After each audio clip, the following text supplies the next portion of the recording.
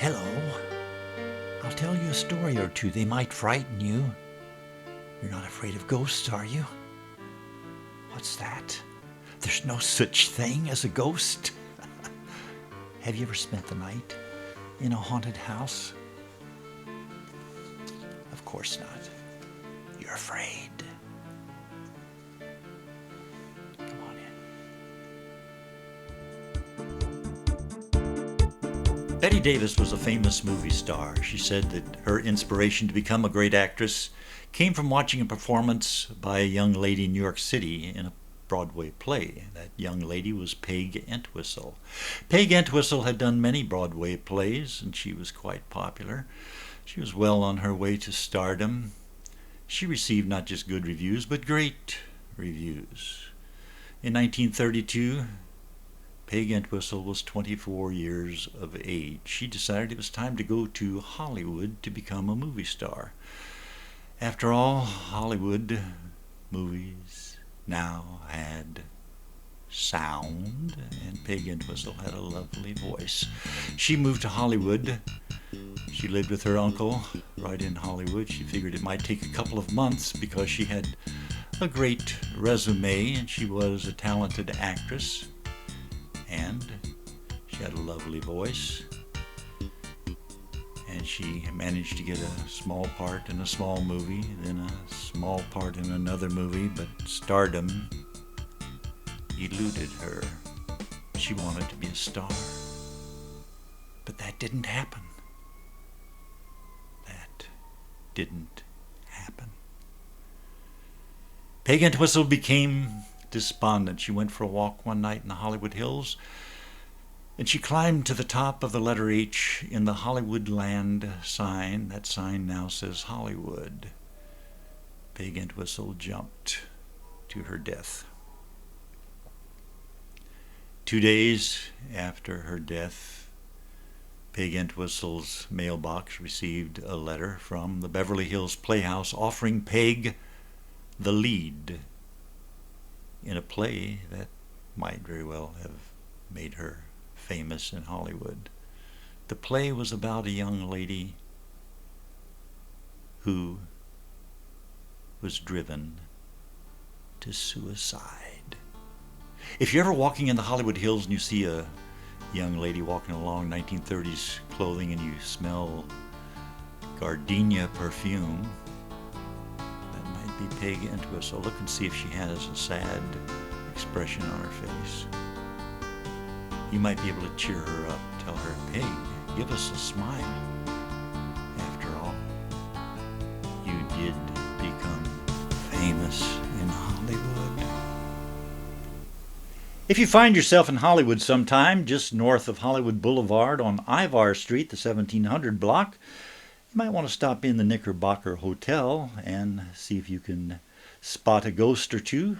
A celebrity ghost such as Rudolph Valentino, who used to drink at the bar on the ground floor level. Stop in and see if you see Rudy. He might be dancing the tango, which is something he enjoyed doing at the Knickerbocker Hotel many years ago. The Knickerbocker was built in 1925. It was the biggest building in Hollywood at the time of its construction, and it became the home for many of Hollywood's legendary stars. Marilyn Monroe stayed there. She arranged to meet Joe DiMaggio in private, secretly, at the Knickerbocker Hotel. And also staying at the Knickerbocker were such people as Leonardo DiCaprio, who certainly is not a ghost yet, and Elvis Presley stayed there. D.W. Griffith, the silent screen director, stayed at the Knickerbocker Hotel. One of the ghosts that you will see, if you happen to go to the ladies' room, which I won't be doing, you might spot Marilyn Monroe in the mirror. Her reflection is seen quite often in the ladies' powder room at the Knickerbocker Hotel. Some lady will be adjusting her makeup, her hair, and she notices someone has walked up beside her and is looking in the mirror with her, and she sees the attractive lady with the blonde hair who looks so familiar, and then she turns and there's no one there. Sure looked like Marilyn Monroe. Marilyn Monroe's image in a mirror also can be seen at the Hollywood Roosevelt Hotel. The Hollywood Roosevelt, 7000 Hollywood Boulevard, also is the home for the ghost of Montgomery Clift. Montgomery Clift stayed there while he was working on From Here to Eternity, and he would practice his trumpet and he would rehearse his lines walking up and down in his room. The room was 928. And those who have heard him reciting those lines and playing the trumpet say that he's not really a great trumpet player, but he's loud. Marilyn Monroe's image in the mirror at the Hollywood Roosevelt Hotel can be seen in the full-length mirror that used to be by Poolside Suite 1200. It was in Poolside Suite 1200 where Marilyn Monroe stayed, and guests who rented that room complained to management, there's something wrong with the mirror. I see someone walking by me, a lady with blonde hair, and there's no one there. So management took the mirror out of Poolside Suite 1200 and they placed the mirror on the ground level near the elevators, full-length mirror, where people sometimes see a young, pretty blonde lady looking back at them from the mirror. It's the Hollywood Roosevelt Hotel. In 1901, there was a fire at 6675 Prospect Avenue in Hollywood. The school burned to the ground. 25 children lost their lives in that fire. Their teacher, Miss Elizabeth, also died trying to save the children. Today that location is 6675 Hollywood Boulevard. Prospect was changed to Hollywood Boulevard. And on the site where the school once stood and so many young students lost their lives, the theater was built, the Vogue Theater. If ever a building was haunted, the Vogue was haunted. Many people who worked at the Vogue saw the ghosts of children. They identified 9 particular ghostly children who would walk around in various parts of the theater. They also saw their teacher, Miss Elizabeth, probably still trying to care for those wayward ghosts who were roaming through the theater. But this is where the story gets odd. The theater had a projectionist, Fritz. Fritz died in the projection room of a heart attack. And now his ghost wanders the theater. He died in the projection room from a heart attack. I wonder if possibly he saw something that scared him to death.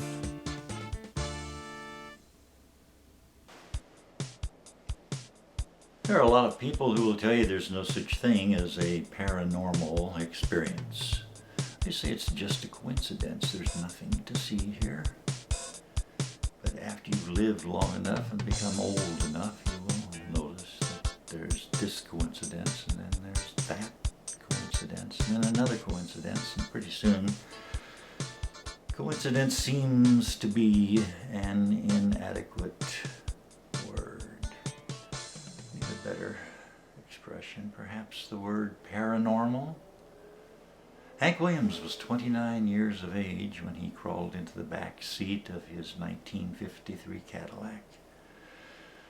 The driver got in and started driving Hank toward the next destination, the next show. As the driver and Hank sped along the highway, the radio in the car was on at a low volume so Hank could sleep, and the driver would occasionally hear a Hank Williams song on the radio because Hank was a very popular songwriter. And Now and then you'd hear Hank's brand new song. It was beginning to climb the charts. When they arrived at their destination, the driver tried to awaken Hank, but Hank was in that kind of sleep from which no one wakes up. Hank had died at age 29, January 1st, 1953, on his way to do a show. The song that was on the radio and started to climb up the charts was Hank's last hit song. It was called "I'll Never Get Out of This World Alive." Chuck Willis was a great blues singer, a great rock and roll singer. He had a big hit record in 1958. It was one of those rare types of hits that few artists get in their career. He had a double-sided hit. Both sides of his 45 RPM vinyl release were big hits, top 10 records. The record would go on to sell more than 1 million copies. Chuck Willis was in the hospital. He was being operated on. He was a young man. 1958, a big hit record. And Chuck Willis died on the operating table. One side of his record was called "What Am I Living For?" and the other side was called "I'm Gonna Hang Up My Rock and Roll Shoes." Coincidence or paranormal? You be the judge. I hope you've enjoyed these stories. Perhaps there'll be more